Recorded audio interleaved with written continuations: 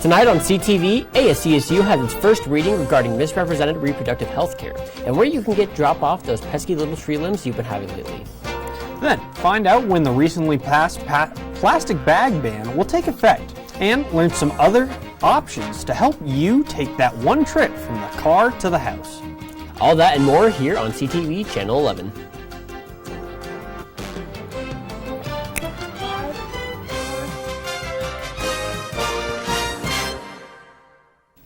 Good evening, Rams. I'm Weston Hubbard. And I am Kenneth Frederick. Our top story tonight. Last night on April 7th, a skateboarder was killed after being hit by multiple cars on West Elizabeth Street. When police arrived on the scene, the skateboarder was in the middle of the road and was later pronounced dead at the hospital. Skyline and Bryan Avenue on West Elizabeth Street was closed for 5.5 hours. If any of you have any information on the incident, call Fort Collins officer Drew Kurjakowski at 970-416-2224. The ASCSU had its first reading of a controversial resolution last night regarding the Alpha Center and misinformation in reproductive health care.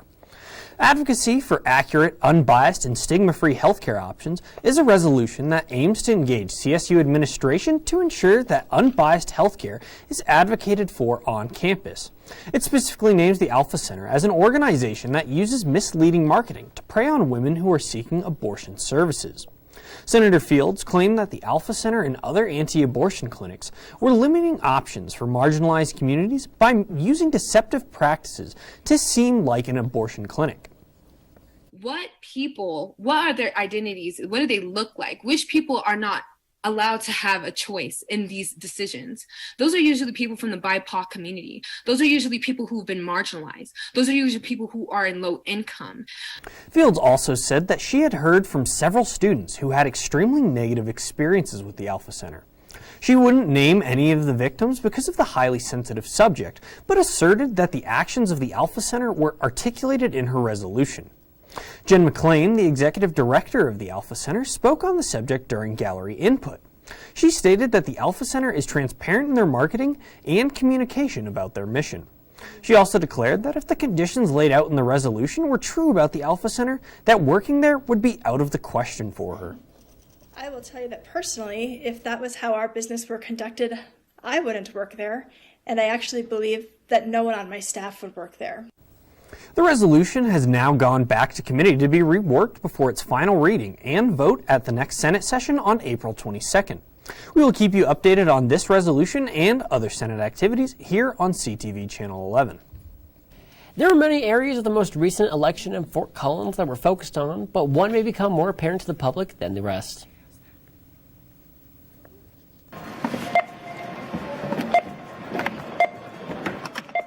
Shopping at your local big grocery stores are going to be changing here in the near future.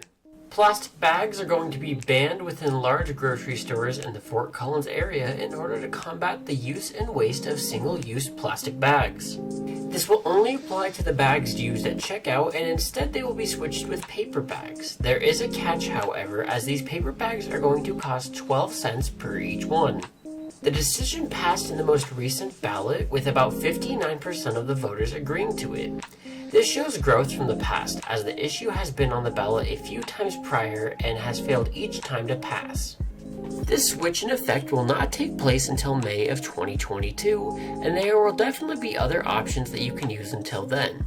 In fact, this pushes to help promote use of the other options, mainly reusable bags, in order to help lessen plastic waste within the Fort Collins community. As said above, this right now only applies to large-scale grocery stores, but this could be expanded into places such as large retailers, restaurants, and any other commercial use of single plastic items. All in all, this ballot has been one for the books in the eyes of who wanted change, and will definitely leave a landmark change on the Fort Collins community for years to come. I guess the next question we're all going to have to ask ourselves is, should we pay 12 cents every single time we get these paper bags, or switch over to reusable bags as a whole? No, I sure know that I don't have the money to keep doing paper, so I'm going to go reusable. Do you still have a massive pile of branches laying in your backyard from the snowstorm? Well, the city of Fort Collins has opened up 2 free disposal locations for residents to take their debris to. The old Hughes Stadium area off of Taft Hill Road, as well as the Hagman Earth Cycle off of Prospect, will be open until May 7th for residents. If you wish to take your downed limbs to either of these locations, you should be prepared to present some form of proof of your residency. Both sites are open 7 days a week from 8 in the morning until 4:30 in the afternoon. We recently covered a story regarding the Poudre Fire Authority responding to an emergency call of smoke coming out of a house on March 28th. After they arrived on the scene and were able to combat that fire, they found a deceased body of a man inside. Following this case, we finally do have an update. The man's identity has been released as Charles G. Clark, a 65-year-old Fort Collins resident. They're unsure of the cause of death so far, according to the coroner's office, but the police and fire departments are together investigating to see if they could find any evidence of foul play. There was no closer race in this year's municipal election than that of District 4's council member. Peel is the only non-left-leaning candidate to enter the race and ran on promises of helping businesses and plans for sustainable growth with an ever-increasing population. The race was so close that it fell within the 0.5% margin that is required for a recount. As of yesterday, though, Patyandi said that they would wait for the official results before they made a decision on what they would do. Definitely a lot of election stuff, but stick around, Rams, because we have your local weather with Morgan Gardner up next. That's here on CTV.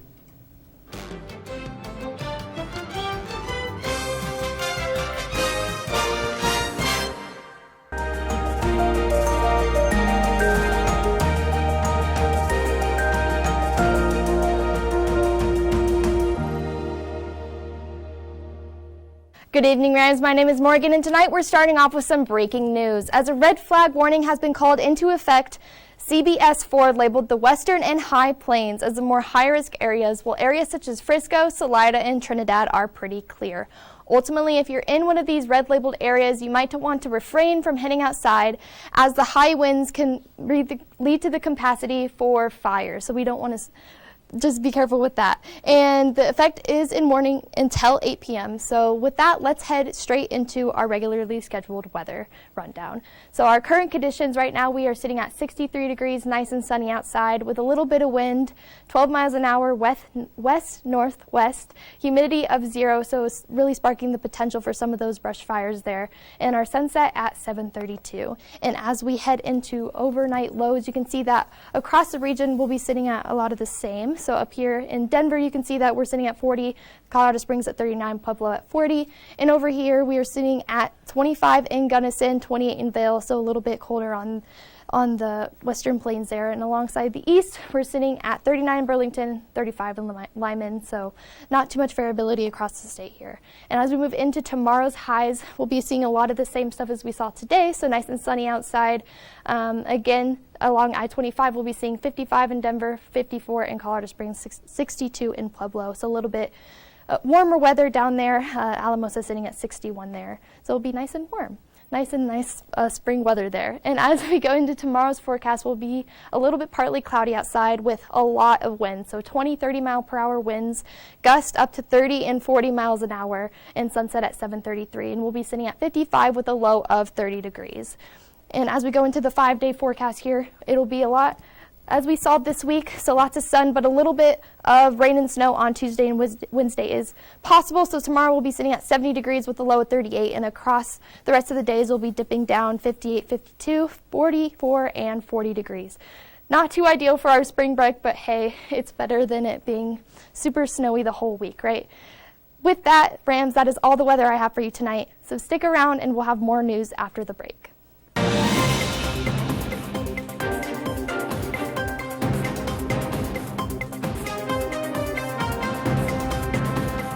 Welcome back to the news, Rams. There's more news, so let's get right into it.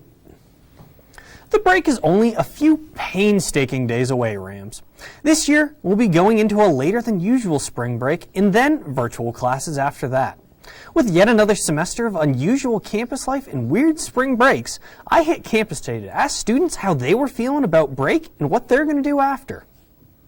I fly out here in about 3 hours to go home, so excited for that. I'm really excited to go home, have a break from school. I'm definitely needing this break. Yeah. It is definitely much needed. I have been going crazy with the semester. Very needed. Yeah, about 4 weeks late at this point. Students couldn't be any happier about break coming after tomorrow. But after that comes 3 more weeks of school online.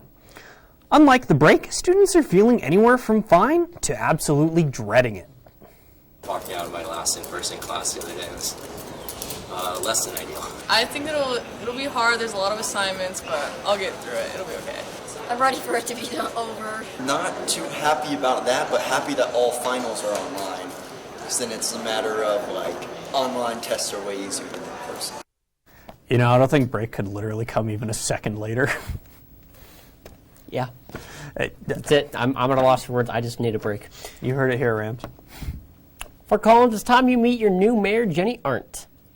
This election sets 2 new standards since 1999. The highest turnout of voters, with around 41,000 voters, as well as Arndt being the first registered Democrat to take position since 1999.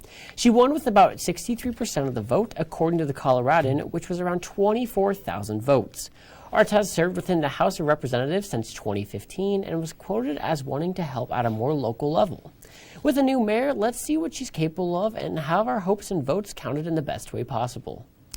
But now we're going to go to our live reporter, Samantha Medley, to learn about how CSU is using reading to establish social initiatives. Thanks so much, Weston. CSU has a new initiative to keep students engaged in social issues through reading.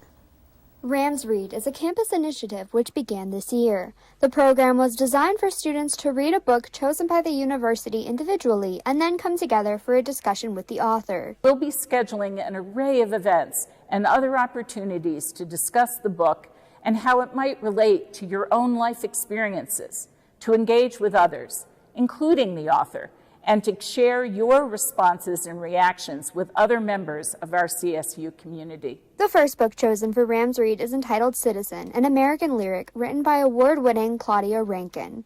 Citizen discusses the injustices in which Black people face in the United States. You need to find your people, the people who you can go back to and talk to, who will understand, will not question you, who will believe you when you say this thing has happened, so that you have a space where you are believed, where you are valued, you are listened to. There were 5 sessions with Rankine over Zoom, where students had the opportunity to engage with the author and other students over the Black Lives Matter movement and injustices within the United States. I just so happened to have taken part in Rams Read, and it was an eye-opening experience. Students have the opportunity to choose the next Rams Read book for the 2021-2022 school year. You can submit your ideas to ramsread at colostate.edu. Back to you, Weston. Thanks, Samantha. That sounds awesome. We're going to have to take part in that possibly. Larimer County officials have stated their hopes and are optimistic about achieving herd immunity by Memorial Day. This comes after the officials expressed the belief of getting around 65% of people COVID vaccinated by May 25th. This number they view as achievable by the large amount of vaccines becoming readily available and with a plethora of ways to be accessed. Memorial Day is on the 31st of May, and so some time to tell if Larimer County goal can truly be met will be there. More affordable homes are coming to the downtown area in a place you might not be expecting. The upper floor of the Artery has been vacant for over a year, but Helix Development Group of Fort Collins have plans to change that. The unit that sits above a tattoo shop and a bar originally had 3 bedrooms and some office space. According to their proposal, Helix Development wants to expand the number of bedrooms to 12 while renovating a new communal area that they hope will be a place for collaborations, workshops, and other creative endeavors. The rooms will go from anywhere from $800 to $1,200 and are expected to be leased starting in September. With the last election update, Hughes Stadium will be kept as an open space after passing with a massive landslide victory in the most recent Fort Collins election. The fight to keep open this is open land was advertised all over Fort Collins and Larimer County the last few weeks, with people calling upon their neighbors and friends to defend this open land. According to the Coloradan, it passed to stay safe with a 68.6 approval of the votes. Elena Lopez, one of the members of the Planning Action to Transform HUGHES Stadium group, was quoted as saying, "We are ecstatic. We are so happy the voice of the community has been heard, and that's essentially a mandate." This election around, the voters definitely made sure that their voices were heard. Well, Rams, that's all the news we have for you tonight. But stick around, Brandon Fairbairn has all the latest news on the sports segment, The Blitz Season 2.